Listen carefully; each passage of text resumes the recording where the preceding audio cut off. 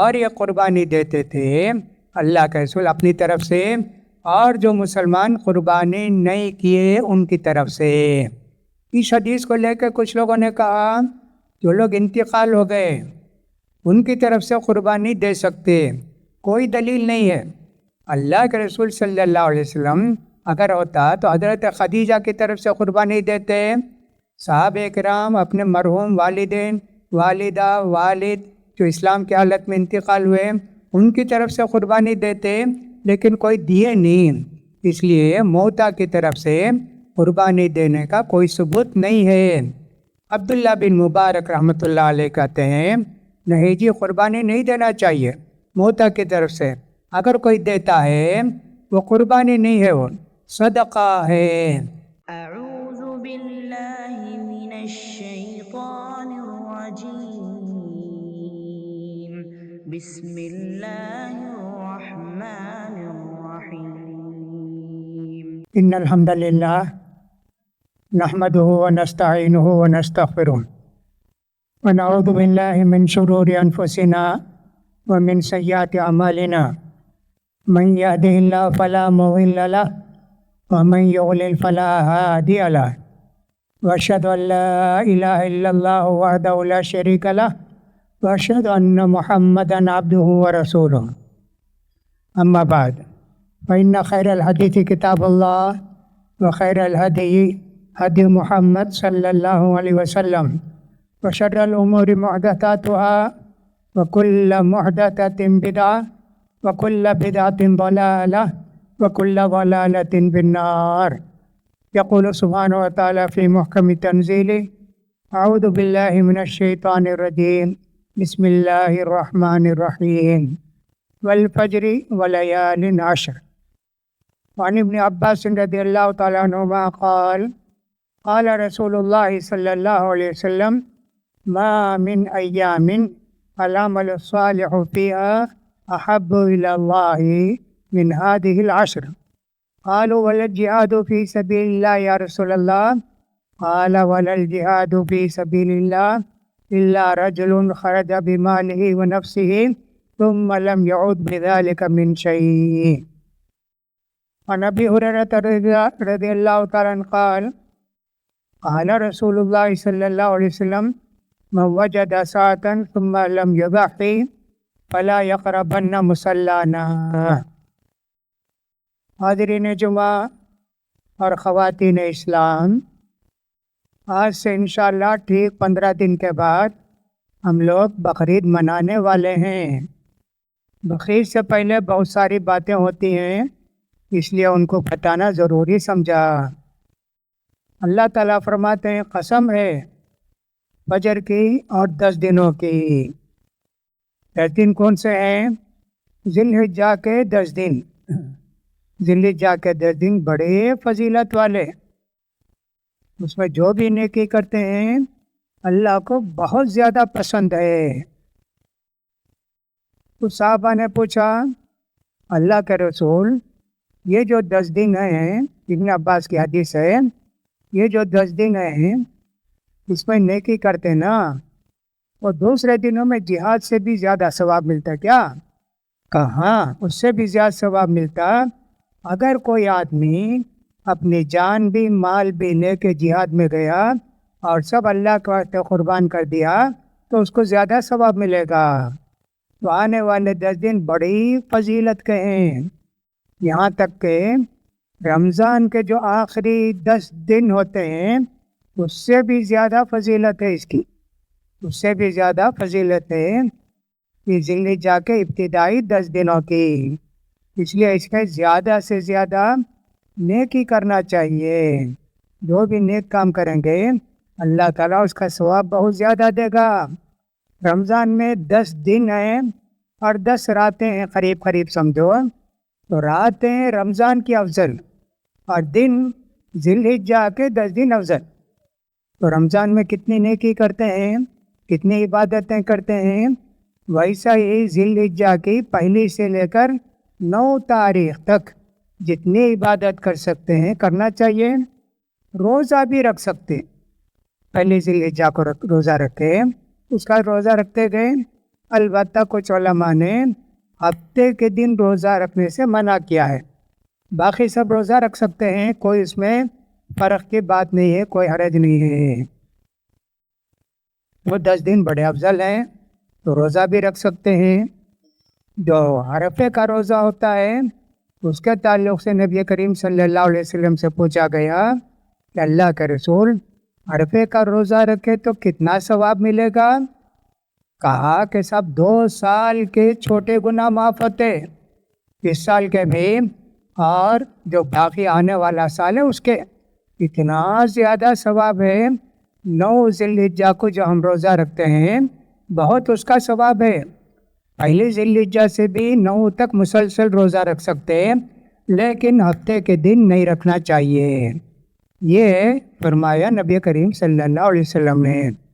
تو نیکی بہت کر سکتے ہیں۔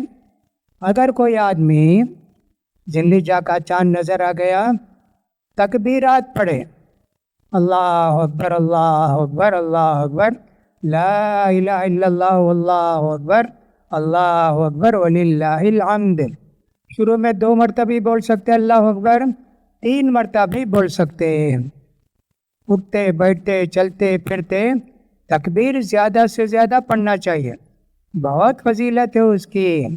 لوگ حج کو جاتے ہیں، ثواب بہت کماتے ہیں، جو لوگ حج کو نہیں جا سکے یا نہیں گئے ان کے لیے بھی ثواب کا اللہ نے موقع فراہم کیا ہے، اس لیے اس موقع کو غنیمت جاننا چاہیے۔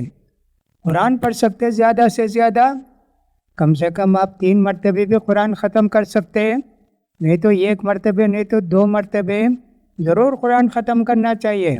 رمضان میں کوشش کرتے ہیں نا قرآن پڑھنے کی کہ صاحب میں 3 دن میں قرآن ختم کروں گا، ویسا یہ مہینہ بھی جو آنے والا ہے بھی ذی الحجہ، اس میں بھی اگر آپ 1 مرتبہ 2 مرتبہ 3 مرتبہ قرآن ختم کر سکتے ہیں، تلاوت کرنا بھی بہت بڑا ثواب کا کام ہے۔ اسی طرح نیکیوں کو تلاش کرنا چاہیے۔ ان 10 دنوں میں کیا کیا نیکی کر سکتا ہوں؟ تکبیر تحریمہ کے ساتھ نماز میں شرکت کریں، ہمیشہ کرنا چاہیے، لیکن خاص کر ان 10 دنوں میں 9 دنوں میں حاضری ہونا چاہیے۔ جماعت شروع ہونے سے پہلے مسجد کو آ گئے، پھر اس کے بعد تکبیر تحریمہ کے ساتھ نماز پڑھے، اس کا بھی بہت بڑا ثواب ہے۔ پہلی صف میں جو پڑھتے ہیں ان کا بھی بڑا ثواب ہے، اس لیے کوشش یہ بھی کرنا چاہیے کہ پہلی صف میں آ کر شریک ہو جائیں تاکہ زیادہ سے زیادہ ثواب ملے۔ یہ تو ہوا روزہ، اور دوسرا ہوا نمازوں کی پابندی، اور خاص کر سنتوں کی پابندی۔ سنتوں کی پابندی، ظہر سے پہلے 4 رکعت، نہیں تو 2 رکعت، ظہر کے بعد 2 رکعت، مغرب کے بعد 2 رکعت، عشاء کے بعد 2 رکعت، فجر سے پہلے 2 سنت، ایک دن کو 10 یا 12، اس کو کہتے ہیں سنت مؤکدہ، سنت راتبہ۔ اللہ کے رسول صلی اللہ علیہ وسلم مدینے میں جب بھی تھے یہ کبھی نماز نہیں چھوڑے، ہمیشہ سنت پڑھتے تھے، اس کا بھی خیال کریں۔ عصر سے پہلے سنت تو نہیں ہے، نفل نماز ہے، اسی طرح عشاء سے پہلے بھی نفل نماز ہے، سنت نہیں ہے، کبھی کھڑے کبھی پڑھے کبھی چھوڑے، لیکن یہ 10 دن میں بھی اگر اس کا اہتمام کریں، مغرب کے بعد تو پڑھتے ہیں، عصر سے پہلے 2 رکعت 4 رکعت پڑھ لیے نفل، عشاء سے پہلے 2 رکعت نہیں تو 4 رکعت پڑھ لیے نفل، 2 رکعت کر کے پڑھیں تو زیادہ اچھا ہے، اس کا بھی اہتمام کریں، اس لیے کہ جو بھی نیکی کے کام کرتے ہیں اللہ کو بہت زیادہ پسند ہے، اس لیے کوشش کریں جتنا کر سکیں ہم لوگ ان کا خیال کریں، اتنی نیکیاں کرنے کی کوشش کریں گے تو انشاءاللہ اس کا ثواب ملے گا۔ صدقہ خیرات، صدقہ خیرات بھی بہت بڑی عبادت ہے، اللہ تعالیٰ نے قرآن مجید کے اندر خرچ کرنے کے لیے اللہ کے راستے میں بہت تاکید کی ہے۔ وَمِمَّا رَزَقْنَاهُمْ يُنْفِقُونَ، ہم نے جو کچھ ان کو دیا ہے اس میں سے وہ خرچ کرتے ہیں، بہت فضیلت ہے صدقہ خیرات کی۔ زکوٰۃ تو خیر رمضان میں عام طور پر لوگ دیتے ہیں، دوسری نیکیاں بھی اس میں کر سکتے ہیں، اس میں صدقہ خیرات بھی ہے۔ یہ ایک نماز ہے جس کو کہتے ہیں چاشت کی نماز۔ اس کے علاوہ بھی ایک نماز ہے، اس کو کہتے ہیں اشراق کی نماز۔ اس کی کتنی فضیلت ہے؟ نبی کریم صلی اللہ علیہ وسلم فرماتے ہیں جو آدمی کے فجر کی نماز میں فرض میں شرکت کر کے فجر کے بعد بیٹھا رہا، فجر سے پہلے سنت پڑھ لیے نا، پھر 2 رکعت فرض پڑھ لیے، بیٹھے رہے مسجد میں یہاں تک کہ سورج نکل کے تھوڑا اوپر آ گیا۔ یہ 10 منٹ سمجھو، ہاں۔ اس کے بعد 2 رکعت نماز پڑھے، کتنا ثواب ملے گا؟ کہا کہ اللہ کے رسول نے فرمایا ایک عمرے کا ثواب ملے گا۔ کتنی بڑی نیکی ہے دیکھو، ایک عمرے کا ثواب۔ دوسری حدیث میں آیا ایک حج اور عمرے کا ثواب، پورا ثواب ملے گا۔ اس کو کہتے ہیں اشراق کی نماز۔ اللہ کے رسول بھی فجر کے بعد صحابہ کے ساتھ ان کے مسائل معلوم کرتے، جواب دیتے، یہاں تک کہ سورج ذرا بلند ہو گیا تو 2 رکعت نماز پڑھ لیتے، آپ ایسا کرتے تھے۔ اسی طرح یہ کہ اشراق کی نماز چاشت کی نماز ہے، اس کا ٹائم کب ہے؟ 11 بجے سمجھو آج کے حساب سے، نہیں تو 10 بجے سمجھو، یہاں تک کہ زمین میں ذرا گرمی آ جائے تو اس وقت پڑھنا چاہیے چاشت کی نماز۔ اس کی کیا فضیلت ہے؟ نبی کریم صلی اللہ علیہ وسلم نے فرمایا ایک آدمی جب سو کر اٹھتا ہے 360 صدقے کرنا، اس لیے کہ ہمارے جسم میں 360 جوڑ ہیں، ہے نا، زیادہ ہیں لیکن مین جوڑ 360 ہیں۔ اب ایک انگلی ہے 3 جوڑ ہیں، اس طرح 360 جوڑ ہیں۔ 360 صدقہ کرنا۔ صحابہ نے پوچھا اللہ کے رسول ہمارے پاس اتنا کہاں ہے کہ ہم اتنے زیادہ صدقہ کریں؟ تو کہا ٹھیک ہے 2 رکعت چاشت کی نماز پڑھ لو، کرے تو ان سب کا صدقہ ادا ہو جائے گا اور حق ادا ہو جائے گا ان کا۔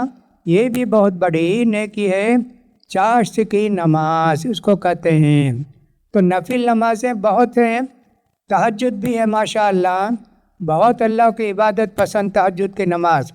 یہ انبیاء کی سنت تھی رات میں نماز پڑھنا۔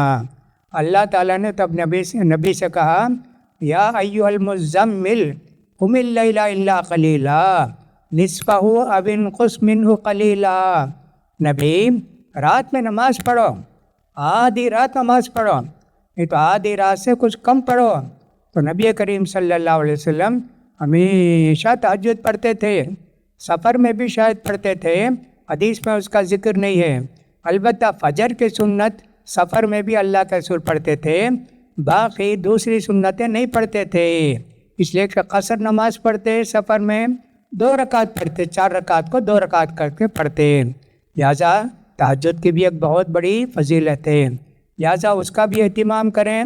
ہو سکتا ہے اس کی وجہ سے عادت بن جائے گی، ہم نے اس کے ذی الحجہ کے بعد بھی پڑھتے رہیں گے، نیکی اپنا لینے کی کوشش کرنا چاہیے۔ اسی طرح عام طور پر لوگ اٹھ کر فوراً نماز کے بعد چلے جاتے ہیں، حالانکہ بہت بڑی فضیلت ہے۔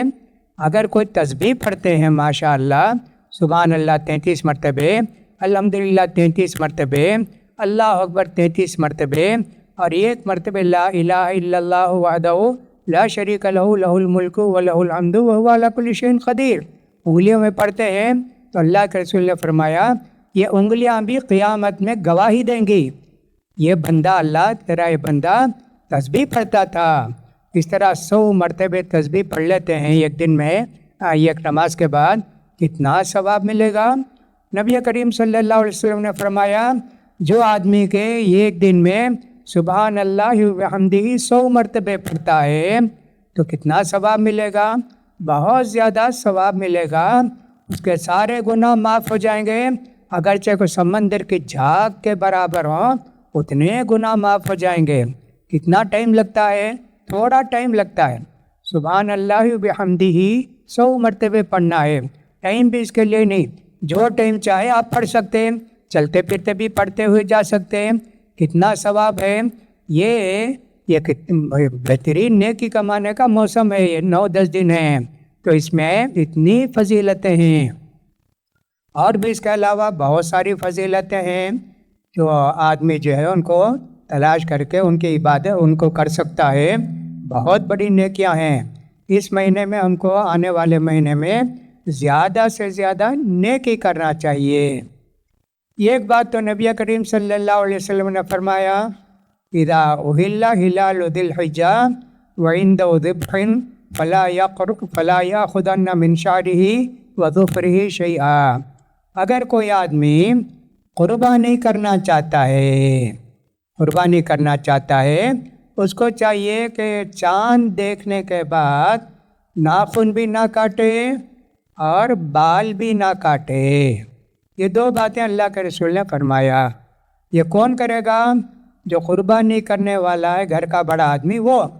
عورتیں کریں گی، بال بھی اور کنگھی بھی کریں گی، ناخن بھی کاٹیں گی، بچے بھی ناخن بھی کاٹیں گے، بال بھی کاٹیں گے۔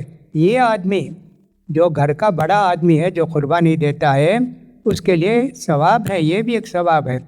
حاجی لوگ بھی احرام پہننے کے بعد ناخن بھی نہیں کاٹ سکتے، بال بھی نہیں کاٹ سکتے، خوشبو بھی نہیں لگا سکتے، لیکن ہمارے لیے صرف دو چیزیں ہیں جو حج کو عمرے کو نہیں گئے یا احرام نہیں باندھے: بال نہیں کاٹنا، ناخن نہیں کاٹنا۔ ایسے اللہ کے رسول نے فرمایا، لہٰذا قربانی کرنے والے بچیں گے۔ میں نے کہا کہ پورے گھر والے نہیں، جو قربانی دینے والا ہے مرد بڑا، وہ اس کا اہتمام کرے گا، ناخن بھی نہیں کاٹے گا، بال بھی نہیں کاٹے گا، اس لیے اس کا بھی خیال کریں گے۔ وہ بھی ایک ثواب کا کام، قربانی کرنے کے بعد پھر اس کے بعد بال بھی کاٹ سکتا ہے، ناخن بھی کاٹ سکتا ہے۔ یہ اللہ کے رسول نے فرمایا اور صحیح حدیث ہے۔ ابو ہریرہ رضی اللہ تعالیٰ عنہ کہتے ہیں، نبی کریم صلی اللہ علیہ وسلم نے فرمایا، جس کو حیثیت ہو، قربانی دینے کی حیثیت ہے، پھر بھی میں نہیں دیا تو عیدگاہ کو آنے کی ضرورت نہیں ہے۔ لیکن یہ حدیث سب کے پاس قابل تسلیم نہیں ہے۔ کچھ لوگوں نے کہا کہ ابو ہریرہ رضی اللہ عنہ کا فتویٰ ہے، اللہ کے رسول کی حدیث نہیں ہے۔ بہرحال جو بھی ہو، قربانی کے لیے بھی اللہ کے رسول صلی اللہ علیہ وسلم نے بہت ساری شرطیں بتائی ہیں۔ قربانی کن چیزوں کی ہوتی ہے؟ ایک تو بھیڑ، بکرا، گائے، اونٹ، ان چیزوں کی قربانی ہوتی ہے۔ نبی کریم صلی اللہ علیہ وسلم نے فرمایا، لا تذبحوا الا مسنہ الا ان یعصر علیکم فتذبحوا وغنا۔ فرمایا اللہ کے رسول نے، دانت کا جانور ہی کاٹنا جی قربانی میں۔ بکرے کو کب آتا ہے دانت؟ 1 سال جب پورا ہوتا ہے تب دانت آتے۔ بکرا جب پیدا ہوتا ہے، گائے، بکرا، اونٹ، دانت رہتے، اس کو بولتے دودھ کے دانت۔ وہ کیا ہوتا ہے، 1 سال ہوتے گرتے، رات میں گرتے، سویرے آ جاتے۔ ہمارے جیسا نہیں ہے تھوڑا 3-4 مہینے ہوتا نا، ویسا نہیں ہے۔ بکروں کو، جانوروں کو اللہ نے ویسے رکھا ہے، دانت والا جانور ہی کاٹو۔ ہاں اگر مشکل ہے، نہیں ملا، ٹھیک ہے، تم جو ہے یہ جو بھیڑ جن کو کہتے ہیں، جس کو پوٹلا کہتے ہیں، وہ 6 مہینے کا بھی ہوا اس کو ذبح کر سکتے۔ یہ اللہ کے رسول نے فرمایا۔ گائے، بیل، کہا کہ صاحب 2 سال کے بعد گائے کو دانت آتا ہے، بیل کو، گائے کو، بھینس کو 2 سال کے بعد آتا ہے۔ وہ بھی ایسی ہی ہے، رات میں گرے، سویرے آ گئے۔ اونٹ 5 سال کے بعد دانت آتا ہے اس کو۔ یہ اللہ کے رسول نے فرمایا، یہاں گائے بھی کرتے ہیں اور بکرا بھی کرتے ہیں۔ بکرا کتنا بھی بڑا ہو، موٹا، تازہ ہو، لیکن دانت اس کے نہیں گرے، دوسرے دانت نہیں آئے تو نہیں اس کی قربانی کر سکتے۔ البتہ جس کو بھیڑ کہتے ہیں یا پوٹلا کہتے ہیں، 6 مہینے کا بھی ہو، دانت تو آتے نہیں نا، پھر بھی اللہ کے رسول نے اس کے لیے اجازت دی ہے۔ پھر اللہ کے رسول نے فرمایا، دیکھو جی، قربانی کا جانور خریدتے وقت چند باتوں کا خیال کرو۔ کانا جانور ہے، نہیں، اس کی قربانی نہیں کرنا چاہیے۔ ایک دم بوڑھا جانور ہے، اس کی قربانی بھی نہیں کرنا چاہیے جی۔ جو جانور کے جا نہیں سکتا چارہ چرنے کے لیے، اس کو بھی نہیں جی۔ ایسے نبی کریم صلی اللہ علیہ وسلم نے چند باتیں بتائیں۔ بکرا ہو کہ صاحب کوئی جانور ہو، سینگ نہیں نکلا، ہاں کر سکتے جی، سینگ نکل کے ٹوٹ گیا۔ بکرے عام طور پر لڑتے ہیں نا، لڑتے تو سر سے لڑتے ہیں، تو لڑتے لڑتے ایک بکرا جو ہے دوسرے بکرے کی سینگ گرا دیا۔ ویسے جانور زندہ نہیں رہتے، 4-5 دن کے بعد مر جاتے، کیا بھی علاج کرو اللہ نے عجیب قدرت رکھی ہے، مر جاتے۔ تو لہٰذا کہا اس کی بھی قربانی نہیں کرنا چاہیے۔ اس طرح اللہ کے رسول صلی اللہ علیہ وسلم نے کچھ باتیں بتائی ہیں، ایسا ہی جانور تم کو قربانی کرنا چاہیے جو ان عیب کا نہ ہو، تو ویسا ہی جو ہے قربانی کرنا چاہیے۔ قربانی کا حکم کیا ہے؟ قربانی کا حکم یہ ہے سنت مؤکدہ ہے، واجب نہیں ہے، فرض نہیں ہے، واجب نہیں ہے۔ اگر کوئی آدمی نہیں کیا قربانی، گناہ نہیں ہے، گناہ نہیں ہے، اس پر گناہ نہیں ہے، کرے گا تو بہت ثواب ملے گا۔ اللہ کے رسول کی سنت ہے، اللہ کے رسول صلی اللہ علیہ وسلم نے ہمیشہ جانور ذبح کیے ہیں، بکرا ہی ذبح کرتے تھے، خوبصورت بکرا ذبح کرتے تھے، اس کے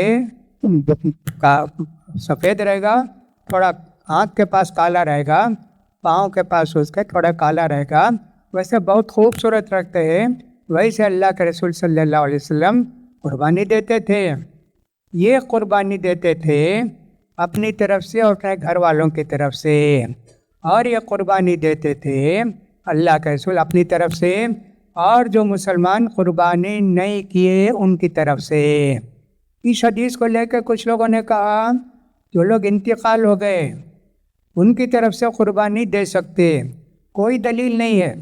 اللہ کے رسول صلی اللہ علیہ وسلم اگر ہوتا تو حضرت خدیجہ کی طرف سے قربانی دیتے، صحابہ کرام اپنے مرحوم والدین، والدہ، والد جو اسلام کی حالت میں انتقال ہوئے ان کی طرف سے قربانی دیتے، لیکن کوئی دیے نہیں، اس لیے موتا کی طرف سے قربانی دینے کا کوئی ثبوت نہیں ہے۔ عبداللہ بن مبارک رحمۃ اللہ علیہ کہتے ہیں نہیں جی، قربانی نہیں دینا چاہیے موتا کی طرف سے، اگر کوئی دیتا ہے وہ قربانی نہیں ہے، وہ صدقہ ہے، اس لیے ایک ٹکڑا بھی نہیں کھانا، پورا غریبوں کو بانٹ دینا قربانی کے گوشت میں۔ تو آپ کو اختیار ہے کہ صاحب تھوڑا اپنے واسطے رکھ لیے یا زیادہ اپنے واسطے رکھ لیے اور کچھ لوگوں کو تقسیم کر دیے۔ 3 حصے کرنا ایسا کیا بھی شریعت کے اندر نہیں ہے۔ یہ سب مسائل آئندہ بھی سنیں گے، آئندہ جمعے کے خطبے میں۔ یہاں کہنا یہ ہے قربانی کا حکم کیا ہے، موتا کی طرف سے قربانی دے سکتے ہیں کیا؟ تو میں نے کہا قربانی سنت مؤکدہ ہے، اگر کوئی نہیں دیے کوئی گناہ نہیں ہے۔ حضرت ابو بکر، حضرت عمر رضی اللہ عنہما کے طرف سے آتا ہے، وہ لوگ کبھی قربانی دیتے کبھی نہیں دیتے، کبھی دیتے کبھی نہیں دیتے۔ ان سے پوچھا گیا آپ قربانی نہیں دیتے؟ کہا نہیں جی، لوگ سمجھیں گے نا ضروری ہے، اس لیے کبھی کبھی ہم چھوڑ دیتے تاکہ معلوم ہو کہ قربانی فرض نہیں ہے۔ اس طرح حضرت ابو بکر کے تعلق سے بھی حضرت عمر بن خطاب رضی اللہ عنہ کے تعلق سے آتا ہے، تو قربانی کا جانور کا خیال کرنا چاہیے۔ تو ذی الحجہ کے مہینے سے پہلے ہی بہت سارے لوگ جانور خرید لیتے ہیں، ان کو چاہیے کہ ان باتوں کا خیال کریں۔ کبھی ایسا ہوتا ہے جانور خرید لیے قربانی کا، اس کے بعد کوئی عیب پیدا ہوا، خریدتا ہو ٹھیک تھا، اس کے بعد عیب پیدا ہوا، جیسے کہیں سے اوپر سے کودا، لنگڑا ہو گیا، لنگڑے جانور کی قربانی جائز نہیں۔ 3 پیر اچھے ہیں، 1 پیر نہیں اگتا اس کا، ہاں اس کی قربانی کر سکتے، کوئی حرج کی بات نہیں۔ خریدنے کے بعد وہ عیب پیدا ہوا تو ویسے جانور کی قربانی کر سکتے ہیں۔ لہٰذا آپ جانور جب بھی خریدتے ہیں دیکھ کر خریدیے، دانت ہیں کیا اس کو دیکھیے، اور اسی طرح اگر پوٹلا ہے، وہ بھیڑ ہے، دانت نہیں لیکن 6 مہینے سے زیادہ کا معلوم ہوتا ہے، وہ بھی آپ قربانی کر سکتے ہیں۔ تو قربانی کا جانور کبھی تو اچھا تازہ رہتا ہے، قیمت زیادہ، وہ اللہ کو بہت پسند ہے، سنت ہے، سنت مؤکدہ ہے، فرض نہیں ہے۔ اس کا مطلب یہ نہیں کہ کوئی قربانی نہ کرے، ایسا نہیں ہے، ہر سال جو کرتے ہیں آپ کو کرنا چاہیے، لیکن یہ سمجھ کے کرنا چاہیے فرض نہیں ہے، اللہ کو راضی کرنے کے لیے میں یہ کرتا ہوں۔ یہ حضرت ابراہیم علیہ السلام کی سنت ہے۔ ابراہیم علیہ السلام اپنے بیٹے کی قربانی دیے۔ تو یہ مہینہ سمجھے آنے والا مہینہ قربانیوں کا مہینہ ہے۔ زیادہ سے زیادہ ہم عبادت کریں، صدقہ خیرات کریں، قربانی۔ حضرت ابراہیم علیہ السلام کی پوری زندگی قربانی کی زندگی ہے۔ بچپن ہی سے ان کے والد سے ان کا کتنا جھگڑا ہوتا تھا، لیکن بہت پیار محبت سے کہتے تھے ابا جان شیطان کی عبادت مت کرو، ابا جان کہہ کے پیار سے بلاتے تھے۔ لیکن ان کا والد تو بے رحم تھا، اس نے کہا ابراہیم اگر تیری بات نہیں چھوڑا تجھے گھر سے نکال دوں گا، ہمیشہ کے لیے تو چلا جائے گا میرے والا۔ کہا کوئی بات نہیں۔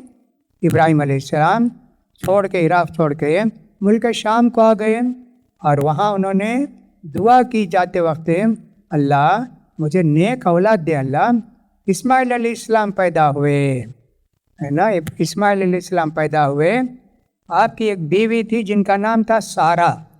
پھر آپ کو مصر کے بادشاہ نے ایک اپنے خاندان کی لڑکی دی تحفے میں، ان کو سارہ ہی گئی تھی ان کے پاس بات کرنے کے لیے، ان کو دیا۔ سارہ نے اپنے شوہر ابراہیم علیہ السلام کو دے دیا، ان کا نام ہے ہاجر علیہ السلام۔ حاجرہ کہتے ہیں، ہاجر بولو حاجرہ بولو، ان کو دے دیا۔ تو ان سے ابراہیم علیہ السلام صحبت کیے، اسماعیل علیہ السلام پیدا ہوئے۔ اس وقت آپ کی عمر 80 کے قریب تھی۔ ان کو لے جا کے اللہ کا حکم ہوا مکے میں چھوڑ کر آؤ۔ ابراہیم علیہ السلام لے گئے سارا ان کو، ہاجرہ کو بھی اور اسماعیل کو، دودھ پیتا ہوا بچہ جا کے مکے میں چھوڑے۔ کہا کہ انی اسکنت ذریتی بواد غیر ذی زرع عند بیتک المحرم ربنا لیقیموا الصلاۃ فاجعل افئدۃ من الناس تہوی الیہم وارزقهم من الثمرات لعلہم یشکرون۔